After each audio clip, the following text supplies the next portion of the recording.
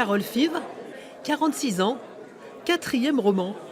Dans Tenir jusqu'à l'aube, la romancière raconte l'histoire d'une jeune mère, seule avec son fils, qui va sortir la nuit pendant qu'il dort.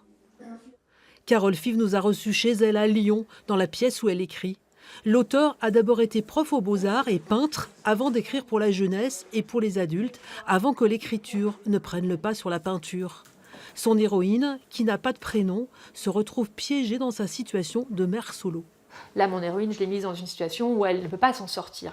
La précarité, c'est pas normal qu'elle tombe dans cette précarité économique, c'est pas normal qu'elle ne puisse plus travailler, qu'elle ne puisse plus circuler. Elle est vraiment aux abois. Enfin, c'est un piège en fait qui se referme sur elle, qui est le piège de la monoparentalité et qui est un piège qui se referme sur beaucoup de femmes aujourd'hui. Alors la nuit devient l'espace de la liberté retrouvée. Ce soir, elle ressortira. Elle s'accordera 2 heures cette fois. 2 heures. Juste le temps de rejoindre le fleuve. Elle croisera des silhouettes, des visages. On la croira libre. Un homme peut-être lui parlera.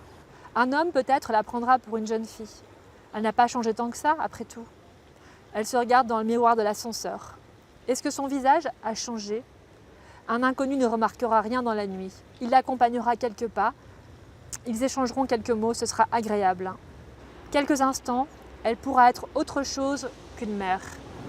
Ce roman, Carole Five l'a écrit d'un jet en quelques mois, avant d'entamer un long travail de réécriture et de dépouillement. J'avais envie d'aller à l'essentiel, que la chute soit rude, que les chapitres soient courts, serrés, et qu'on ressente cette solitude, et puis aussi la sensation, les fugues la nuit, que ce soit vraiment quelque chose de très rapide, une écriture avec une sorte d'énergie qui se dégage.